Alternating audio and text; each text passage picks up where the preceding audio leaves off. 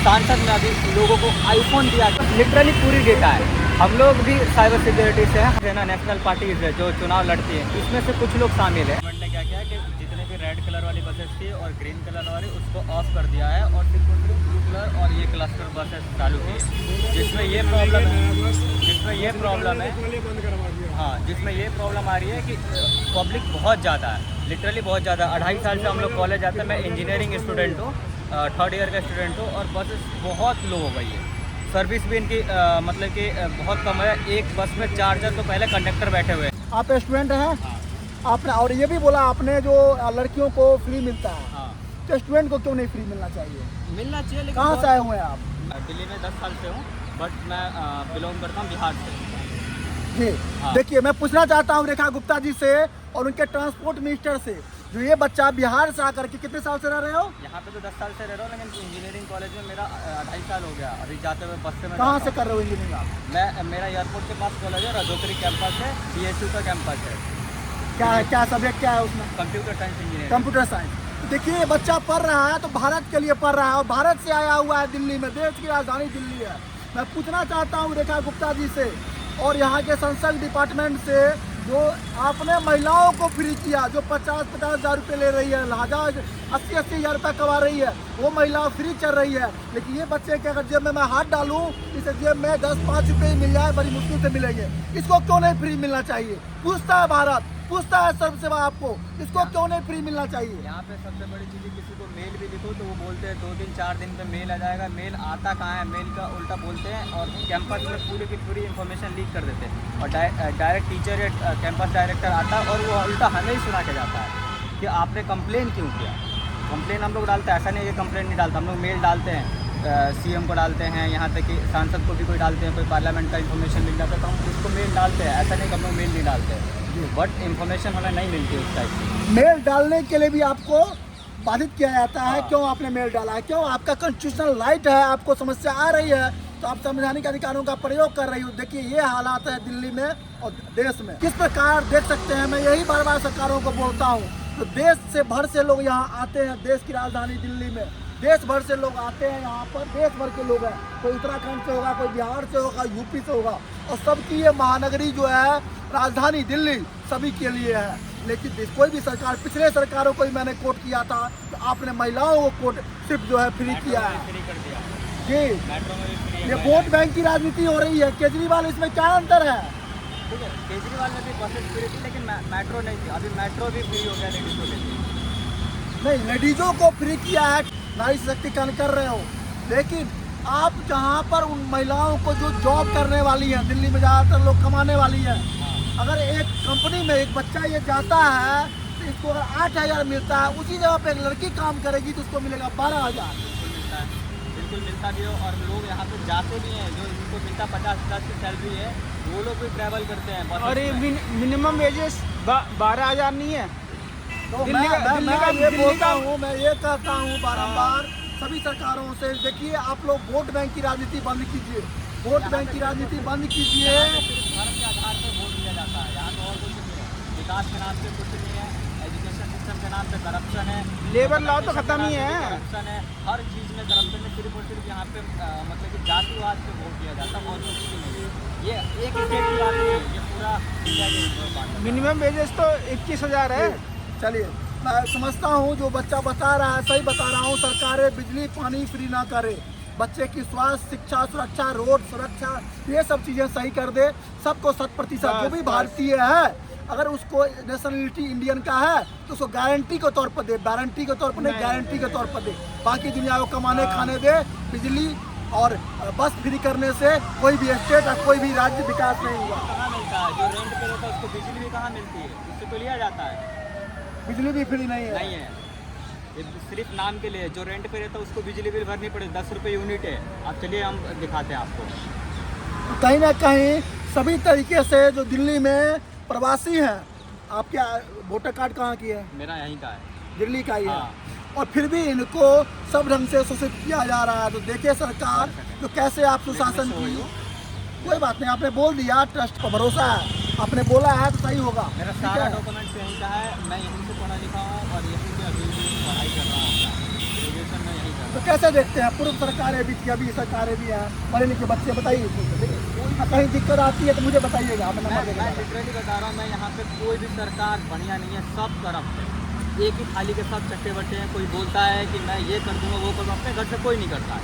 सब इधर से लेते हैं पैसा और इधर डालते हैं, इधर से काटते हैं लोगों का और इधर डाल देते हैं। इसमें और कुछ भी नहीं होगा। लिटरली विकास के नाम पे यहाँ कुछ नहीं है। आप मुझे ए से लेकर जेड तक गिनवाइएगा, मैं ए से लेकर जेड तक आपको बता दूंगा कि कहीं तो विकास नहीं हुआ। सिर्फ और सिर्फ लोगों से लेकर धांधली किया गया है, अपना वोट बैंक बचाया गया है और ऊपर से अपना घर बनाया गया है, अपने लोगों को अभी कुछ दिन पहले हम लोगों ने न्यूज़ पे देखा था, सांसद में अभी लोगों को आईफोन दिया गया है। जितने भी वहाँ पे बिल्कुल लोग थे उनको आईफोन दिया गया। क्या उनके पास फ़ोन नहीं था? आईफोन रील्स बनाने के लिए, वीडियो बनाने के लिए, क्या उनके पास पहले से फ़ोन नहीं था? हाँ ना फ़ोन, लेकिन उनको दिया गया 1.5 लाख का फ़ोन। लेकिन वही बच्चा अगर जाता है, स्टूडेंट होता है, अगर मैकबुक या कुछ भी लेने जाता है तो उसको डिस्काउंट के नाम पर कुछ नहीं चल रहा। यहाँ तक कि मैं 28 साल से कॉलेज में पढ़ रहा हूँ, मेरे को अभी तक कॉलेज ID नहीं दिया गया, वो भी समाप्त कर दिया गया। 10% जो बच्चों को छूट मिलता था वो भी ख़त्म कर दिया गया और हमारे कॉलेज में सीधा बोल दिया गया, दिल्ली यूनिवर्सिटी से साफ बोल दिया गया कि किसी को भी अब ID नहीं दिया जाएगा, स्टूडेंट ID नहीं दिया जाएगा। मैं पैनिक नहीं कर रहा हूँ, आपसे एक सुझाव मांग रहा हूँ। दिल्ली में इस समय बम ब्लास्ट की समस्या है, ह्यूमर और घटनाएं भी हुई है। आप इंजीनियरिंग के स्टूडेंट हो, उसको किस प्रकार देखते हैं? एजुकेशन बताया, अगर एक पैसन में बताऊँ तो मैं साइबर सिक्योरिटी हूँ। मेरी एक कंपनी प्राइवेट मेरी खुद की एक कंपनी है private limited, global security private limited. अभी रजिस्ट्रेशन अगस्त में हुई है 22 को और मैं इसको रन कर रहा हूँ एज ए स्टार्टअप। ठीक है, अगर हम लोग इन्वेस्टिगेशन करते हैं, हम लोग भी फॉरेंसिक करते हैं, फॉरेंसिक करने के बाद कुछ इन्फॉर्मेशन हमें भी एक्सेप्ट होती है। जहाँ पे भी हम लोगों ने देखा, इन्वेस्टिगेट किया है, वहाँ तो ये ब्लास्ट नहीं था, आम ब्लास्ट नहीं था, ये टेररिस्ट अटैक ही था। ठीक है, और ये टेररिस्ट अटैक जहाँ तक अटैक पता चला है वो इसी टाइप से उस पार्ट से ही किया गया और इसमें एक देश का हाथ नहीं है, 2 देशों का हाथ है। एक जो पाकिस्तान है और दूसरा जो CIA अमेरिका का भी हाथ है। इंटेलिजेंस यहाँ पे चाहती है तो दंगा पलट हो, लेकिन यहाँ की गवर्नमेंट अभी भी चुपचाप बैठी हुई है। इंटरनल मतलब कि सप्लाई किया जा रहा है कि मतलब कि कोई भी खराब ना हो। इंटरनल बहुत ज़्यादा सपोर्ट की जा रही है, तो हमारे NIA हैं जो कि ये सपोर्ट कर रहे हैं कि यहाँ पे कुछ ऐसा ना हो। लेकिन ये अटैक हुआ 2 देशों के बीच में तो पाकिस्तान पीछा हुआ है, लेकिन वो असल में अटैक करने वाला वो नहीं, अमेरिका है। बिल्कुल सही बोल रहे हैं, जो इन 2 देशों के बीच में इसके पीछे से कोई मास्टर माइंड बैठा हुआ, अमेरिका जैसा शक्तिशाली आदमी जो ये सब करवा रहा है भारत को गलत दिशा में, बर्बाद करने की दिशा में। और ये मेन मुद्दा उसकी नहीं है, मेन मुद्दा ये रिफाइनरी और तेल की वजह से हुआ है। जो हम लोग रोज़ तेल वगैरह खरीदते हैं, बाय करते हैं और यहाँ पे सस्ते दामों में और वगैरह हम लोग यहाँ पे बाय करते हैं, तो उसमें यही कंसर्न है कि USA चाहता है कि हम इधर से तेल ना बाय करें और उसके इधर वो बोलता है वहाँ से हम बाय करें। इस वजह से वो टैरिफ पहले तो लगाया गया। टैरिफ लगाने के बाद उसके बाद ये कंसर्न यहाँ पे बैठी थी है कि हाँ, अगर आप नहीं लेते हो हमारे साइड से या फिर आप नहीं रोकते हो रसिया के GDP में ग्रोथ करना, तो हम आपके ऊपर 100% का टैरिफ लगाएंगे। ये USA का साफ कहना था और उसने वो काम किया भी। लेकिन फिर भी हमारे PM प्रधानमंत्री जो भी है नरेंद्र मोदी जी, उन्होंने नहीं माना, अपने पॉलिसी को फॉलो किया, फॉरेन पॉलिसी को, और उन्होंने उस चीज़ पर काम किया। लेकिन उस चीज़ को उसको नोटिस कर रहा था, उसको नहीं वो चीज़ हजम हुई और उसने वो 100% टैरिफ भी लगाने के बाद ये अटैक परफॉर्म किया गया। और अभी लेटेस्ट न्यूज़ के अनुसार हमें पता ये भी चला है कि पाकिस्तान में न्यूक्लियर टेस्ट भी हुआ है, न्यूक्लियर टेस्टिंग हो रहा है। जी, बिल्कुल। आप इंजीनियरिंग के स्टूडेंट हैं जो बता रहे हैं बहुत ही अच्छे सोच समझ करके।